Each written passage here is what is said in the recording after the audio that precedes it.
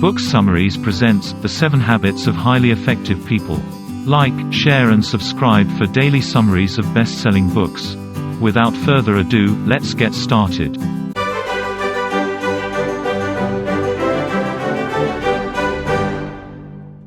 Chapter 1 – Align your paradigms with universal principles.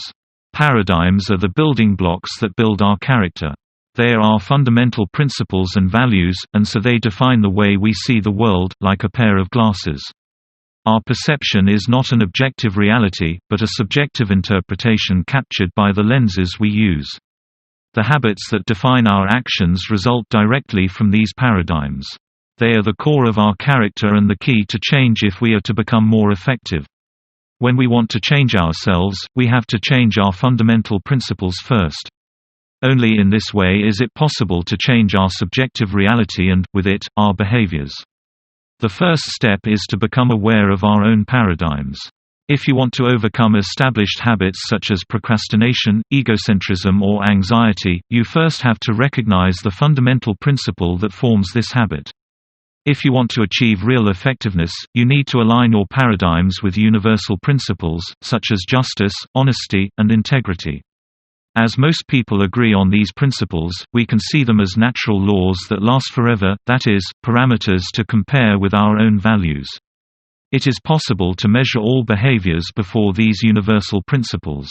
The more we can align our values with them, the more we will be able to integrate ourselves in harmony with the world around us. Chapter 2 – Be proactive. Want to become more effective?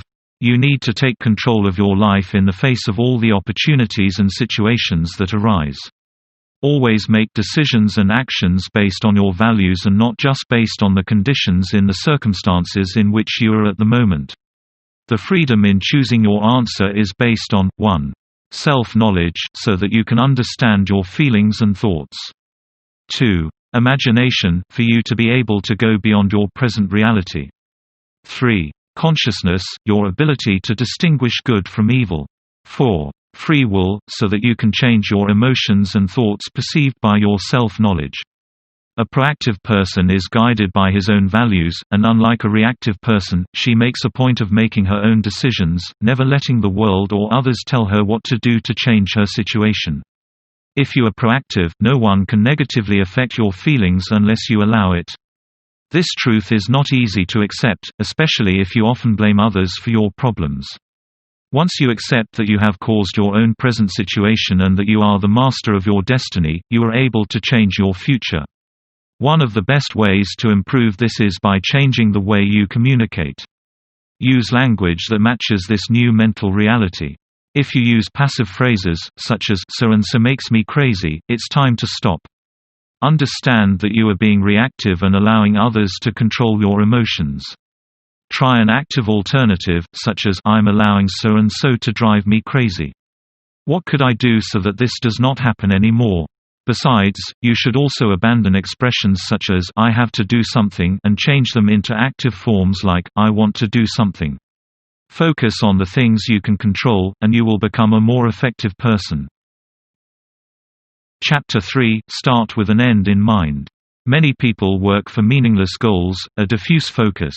They care about being efficient, rather than effective. To change this, you need to develop the habit of personal leadership, which is based on the need to start each day with a clear understanding of your goals and desired results.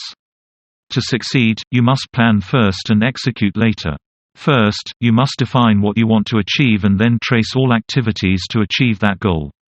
Personal leadership should come first, in the form of the question, "What do I want to achieve?" Then comes your ability to manage, in the form of the question, "What is the best way to achieve what I want?" You need to visualize the outcome of each action before executing it.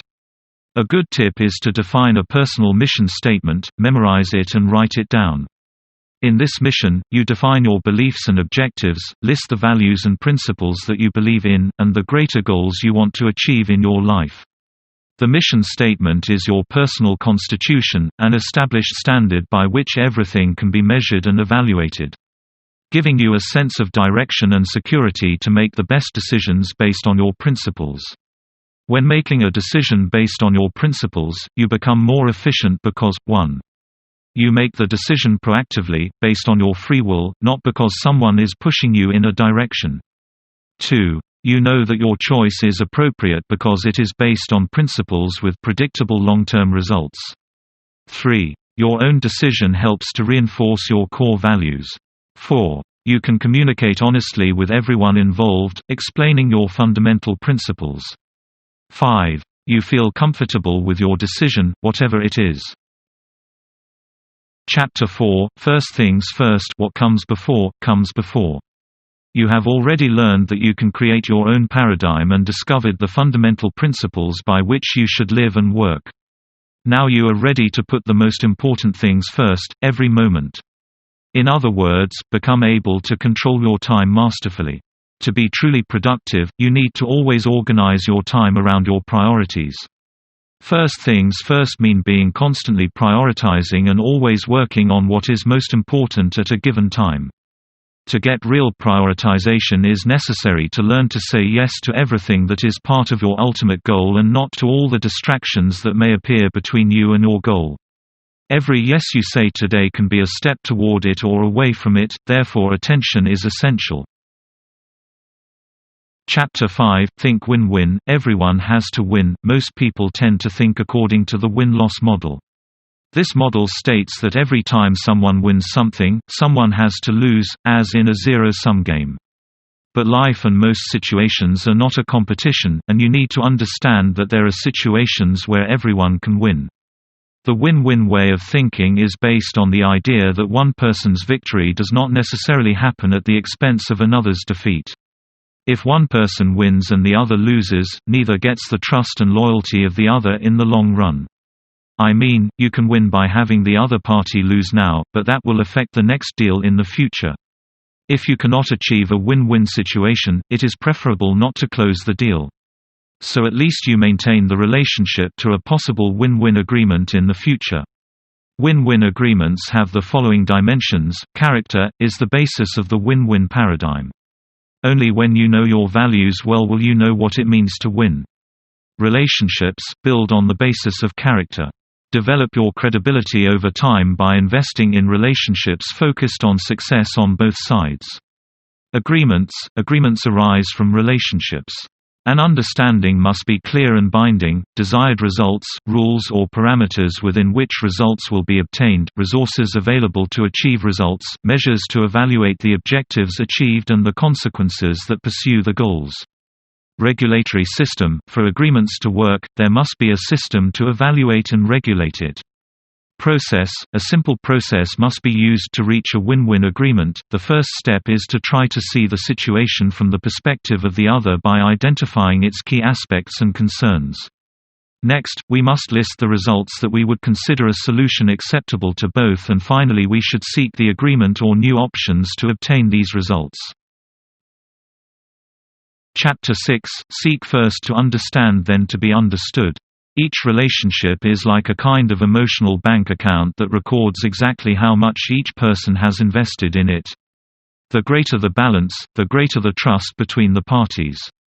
And to reach this balance, one must understand the other.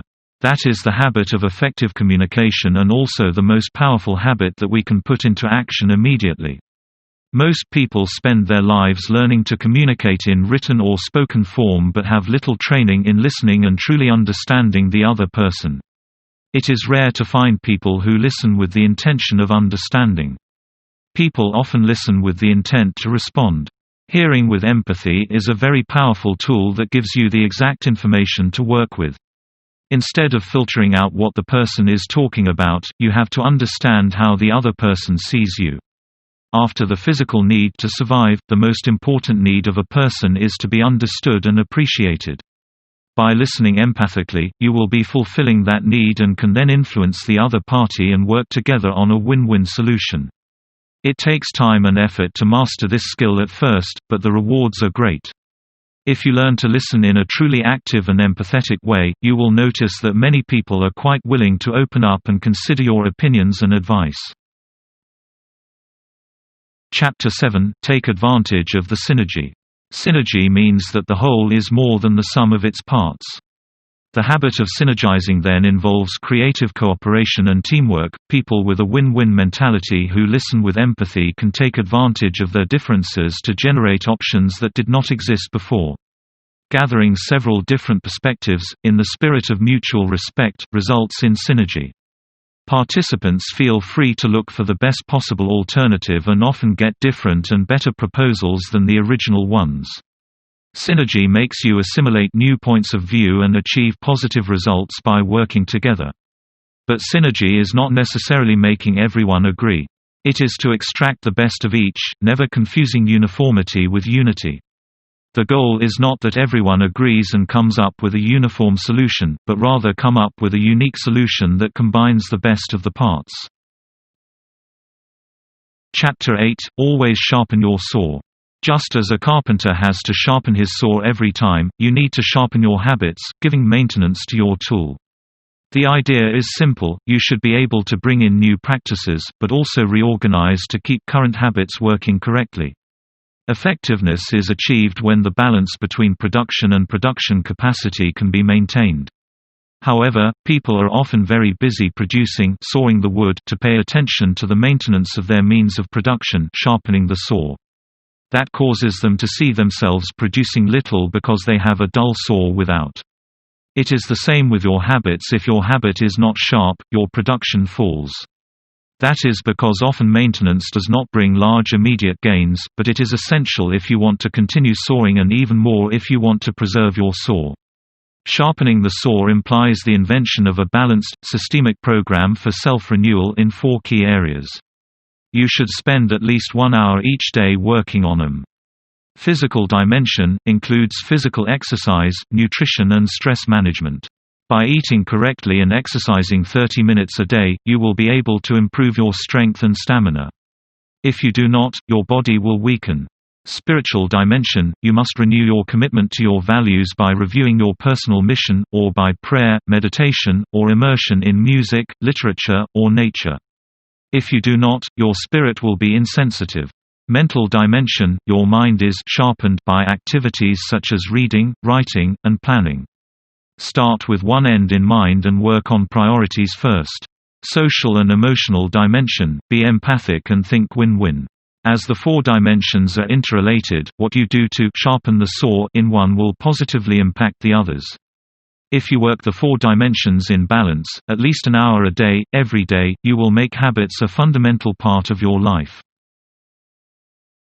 Final notes: start working on your new habits now. First, be proactive. Then continue with the clarity of your goals, focus on universal principles, and focus on your priorities. Look for win-win situations, listen empathically, and create opportunities for synergy in your life. But remember, this creative process never ends.